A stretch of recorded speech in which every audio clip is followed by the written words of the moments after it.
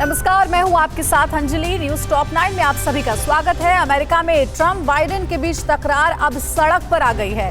Washington में Trump समर्थकों ने सड़क पर महामार्च निकाला तो वहीं रात होते होते ये प्रदर्शन और उग्र हो गया। पुलिस और ट्रंप के समर्थक के बीच जमकर नोकझोंक भी हुई है। व्हाइट हाउस की जंग के लिए ट्रंप के पावर गेम से जुड़ी बड़ी खबरें देखिए न्यूज टॉप 9 ट्रंप का दम। अमेरिकी चुनाव में धांधली के विरोध में प्रदर्शन कर रहे प्रदर्शनकारियों पर हमले को लेकर ट्रंप ने कहा कि समर्थकों पर लगातार हमले हो रहे हैं, लेकिन मीडिया पूरी तरह से चुप है। मीडिया की सामूहिक चुप्पी लोगों की नाराजगी का कारण बन चुकी है। अमेरिकी राष्ट्रपति डोनाल्ड ट्रंप ने नवनिर्वाचित राष्ट्रपति जो बाइडेन को विजेता मानने से इनकार कर दिया है। ट्रंप ने कहा कि बाइडेन ने धांधली करके चुनाव जीता है। उनके लिए कट्टरपंथी लेफ्ट कंपनियों ने वोट के आंकड़े को प्रभावित किया था। डोनाल्ड ट्रंप ने मिशिगन, पेंसिल्वेनिया, जॉर्जिया में वोटों की गिनती में धांधली का आरोप लगाया है। ट्रंप ने कहा कि हमारे पास मतगणना में धोखाधड़ी के पक्के सबूत हैं, क्योंकि काउंटिंग सेंटरों पर हमारे पोलिंग एजेंट को नहीं जाने दिया गया और मनमाने तरीके से वोट गिने गए, जो असंवैधानिक है। बाइडेन को विजेता बताने पर डोनाल्ड ट्रंप ने अमेरिकी मीडिया पर निशाना साधा है। ट्रंप ने कहा, जो बाइडेन सिर्फ फेक मीडिया की नजरों में विजेता हैं, इसलिए मैं उन्हें विजेता नहीं मानता। हमें लंबा रास्ता तय करना है। ये चुनाव धांधली का चुनाव था। वॉशिंगटन में मागा रैली में शामिल लोगों की गिरफ्तारी पर ट्रंप ने कहा कि ये वो लोग थे जो धांधली और भ्रष्ट चुनाव के खिलाफ थे। वे लोकतंत्र को बचाने के लिए सड़कों पर उतरे थे। पुलिस उन्हें गिरफ्तार करके क्या साबित करना चाहती है? डोनाल्ड ट्रंप के आरोप पर पूर्व अमेरिकी राष्ट्रपति बराक ओबामा ने कहा कि जो बाइडेन अमेरिका के अगले राष्ट्रपति और कमला हैरिस अगली उपराष्ट्रपति होंगी। अमेरिका में कोई भी कानून और संविधान से बड़ा नहीं है। यही हमारे लोकतंत्र की खासियत है। वॉशिंगटन में ट्रंप समर्थकों की गिरफ्तारी से भड़की इवांका ट्रंप ने कहा कि मामले पर मीडिया की चुप्पी शर्मनाक और खतरनाक है। मीडिया हिंसा के पीड़ित जो धांधली के विरोध में प्रदर्शन कर रहे थे, मीडिया उनके साथ गलत बर्ताव कर रही है, जो शर्मनाक और लोकतंत्र के लिए खतरनाक है। वॉशिंगटन में अपने समर्थकों पर हुए हमले को लेकर ट्रंप ने कहा कि कट्टरपंथी लेफ्ट समर्थकों ने हमारे समर्थकों पर हमला किया है। पुलिस को पीछे नहीं हटना चाहिए, उसे अपना काम करना चाहिए। ब्लैक लाइव मैटर्स के समर्थकों ने मागा रैली में शामिल लोगों पर हमला कर दिया था। डोनाल्ड ट्रंप ने चुनाव में धांधली की याचिका कोर्ट से खारिज होने पर कहा कि हमने चुनाव में सच और झूठ को बाहर लाने के लिए अर्जी दी थी कि कोर्ट सुनिश्चित करे कि कानून के मुताबिक कौन असली विजेता है। अमेरिका के लोग सिर्फ ईमानदारी चाहते हैं, इसलिए सिर्फ वैध बैलेट को गिना जाए, न कि अवैध बैलेट को। चीन की अमेरिका को खुलेआम धमकी और कैसे पूरा हुआ अमेरिका का 22 साल से जारी इंतकाम। विश्व युद्ध की आशंकाओं से जुड़ी अहम खबरें देखिए टॉप 9 वर्ल्ड वॉर 3 में। चीन पर बड़े एक्शन की तैयारी में अमेरिकी राष्ट्रपति ट्रंप अपने कार्यकाल के आखिर में चीन पर नए आर्थिक प्रतिबंध लगाने की तैयारी में हैं। वो भारत और हांगकांग के मसले को लेकर चीन की हरकत से काफी नाराज हैं। चीन ने एक बार फिर अमेरिका को सीधी धमकी दी है। चीन के स्टेट मीडिया ने कहा है कि अमेरिका किसी भी तरह से चीन का सामना नहीं कर सकता। ग्लोबल टाइम्स में लिखा गया, पश्चिमी देशों के मानवाधिकार को हथियार बनाकर चीन पर निशाना साधने की साजिश नाकाम होगी। काबुल में आतंकी हमले के बाद अफगानिस्तानी सेना का हेलमंद और कंधार में आतंकियों के खिलाफ बड़ा ऑपरेशन जारी है, जिसमें अब तक तालिबान के 60 टॉप कमांडर मारे गए हैं। गृह मंत्रालय ने बताया कि 20 कमांडर हेलमंद और 40 कमांडर कंधार में मारे गए हैं। साथ ही सुरक्षा बलों ने 152 पाकिस्तानी लड़ाके भी मार गिराए हैं। अफ्रीका के दूसरे सबसे ज्यादा जनसंख्या वाले देश पश्चिमी इथियोपिया में यात्रियों से भरी बस में बंदूकधारी ने अंधाधुंध फायरिंग कर दी, जिसमें 34 लोगों की मौके पर ही मौत हो गई। हमले में घायल लोगों को अस्पताल में भर्ती किया गया है, जिसमें कई की हालत गंभीर बनी हुई है। आर्मीनियाई प्रधानमंत्री निकोलस पाशिनियन की हत्या की साजिश के आरोप में विपक्ष के नेता को गिरफ्तार किया गया है। विपक्षी नेता की गिरफ्तारी पर वकील ने कहा कि अजरबैजान के साथ गलत शांति समझौते से उपजे असंतोष को दबाने के लिए विरोधियों की गिरफ्तारी की जा रही है। अजरबैजान ने कालबाजार इलाके को खाली करने के लिए आर्मीनिया को 10 दिन का और समय दिया है। अजरबैजान ने कहा कि 24 नवंबर तक आर्मीनिया को कालबाजार इलाके को खाली करना ही होगा। शांति समझौते के तहत अजरबैजान को कालबाजार का इलाका मिला था। चालबाज चीन अपनी विस्तारवादी नीति से बाज नहीं आ रहा। चीन के 2 विमानों ने फिर ताइवान की सीमा में घुसपैठ की कोशिश की है, जिन्हें समय रहते ताइवानी वायुसेना ने खदेड़ दिया। ताइवानी रक्षा मंत्रालय ने बताया कि चीन के 2 जंगी जहाज Y-8 ASW और Y-8 RECCE ने घुसपैठ की कोशिश की थी।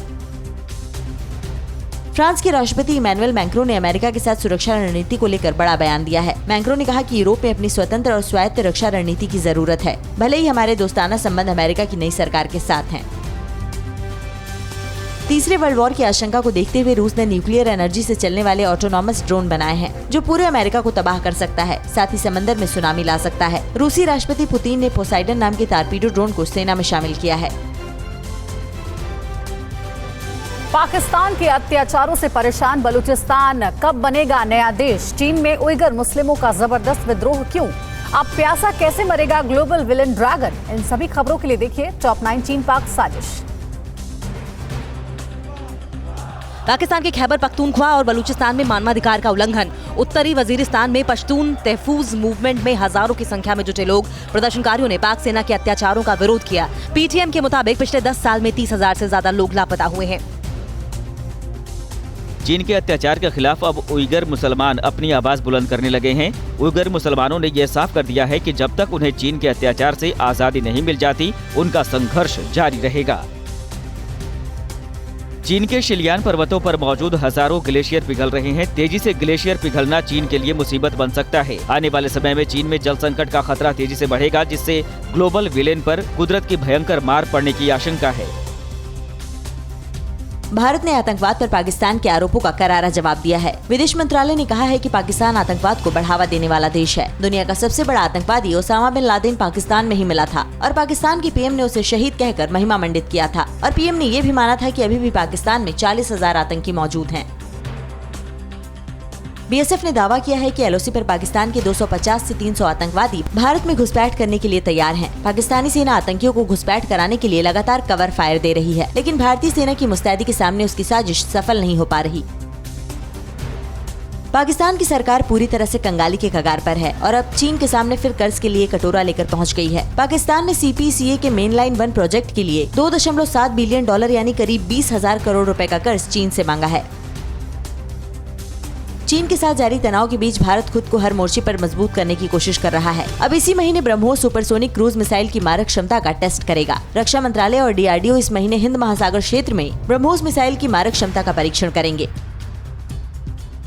चीन ने मिसाइल टेस्ट के जरिए दुनिया को अपनी ताकत दिखाई। चीन की 2 एयरक्राफ्ट कैरियर मिसाइलों ने 1000 किलोमीटर दूर से साउथ चाइना सी में गश्त लगा रहे युद्धपोतों को तबाह कर दिया। मिसाइल टेस्ट का ये वीडियो करीब 2.5 महीने पुराना है।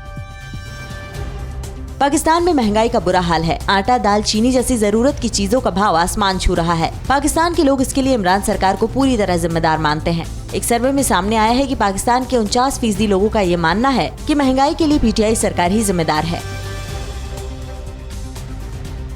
और अब बिहार चुनाव की खबरें आपको दिखाएंगे। बिहार में आज नीतीश कुमार 7वीं बार मुख्यमंत्री पद की शपथ लेने जा रहे हैं। बिहार में डिप्टी सीएम को लेकर भी सस्पेंस खत्म हो चुका है। नीतीश के सीएम बनने पर उठाए सवाल को लेकर आरजेडी में कैसे मतभेद आए सामने, इन खबरों के लिए देखिए न्यूज टॉप 9 नीतीश का राज्याभिषेक। बिहार में नए डिप्टी सीएम पर सस्पेंस खत्म हो गया है। तारकिशोर प्रसाद ने कयासों और अटकलों पर विराम लगाते हुए डिप्टी सीएम बनाए जाने की बात कबूली है। आज शाम 4:30 बजे नीतीश कुमार का शपथ ग्रहण होगा। आज रेणु देवी के भी डिप्टी सीएम बनने की खबर है। आज नीतीश के राजतिलक समारोह में गृह मंत्री अमित शाह और केंद्रीय मंत्री JP नड्डा समेत कई वरिष्ठ बीजेपी नेता शामिल होंगे। जेडीयू के 7 और बीजेपी के 6 पुराने मंत्रियों के अलावा 10 नए मंत्रियों को कैबिनेट में जगह मिलेगी। स्पीकर पद के लिए बीजेपी में मंथन जारी है। कांग्रेस नेता तारिक अनवर ने नीतीश कुमार के राज्याभिषेक से पहले तंज कसा है। अनवर ने ट्वीट करते हुए लिखा, आज नीतीश कुमार राज्यपाल की मौजूदगी में बीजेपी के सामने आत्मसमर्पण करेंगे। कितना बदल गया इंसान। बिहार में जेडीयू की 43 सीट होने के बाद भी नीतीश के सीएम बनने पर सवाल उठाए जाने पर आरजेडी के भीतर 2 मत दिखाई दे रहे हैं। मनोज झा का कहना है कि बिहार में जनादेश नीतीश के खिलाफ है, जबकि पार्टी के ही राज्यसभा सांसद अमरेंद्र धारी सिंह का कहना है कि जीतने वाले गठबंधन को अपनी पसंद का सीएम चुनने का हक है। बिहार विधानसभा चुनाव में महागठबंधन की हार पर आरजेडी नेता शिवानंद तिवारी ने राहुल गांधी और प्रियंका गांधी पर हमला किया है। शिवानंद तिवारी बोले कि जब बिहार चुनाव अपने चरम पर था तो राहुल और प्रियंका शिमला में पिकनिक मना रहे थे। कांग्रेस जो है महागठबंधन के पैर में जंजीर बन गई। बीजेपी के फायर ब्रांड गिरिराज सिंह ने ट्वीट कर कहा है कि राहुल गांधी के बारे में आरजेडी के वरिष्ठ नेता शिवानंद तिवारी कहते हैं कि वो नॉन सीरियस पर्यटक राजनेता हैं। शिवानंद जी तो राहुल जी को ओबामा से ज्यादा जानने लगे हैं, फिर भी कांग्रेस चुप क्यों है।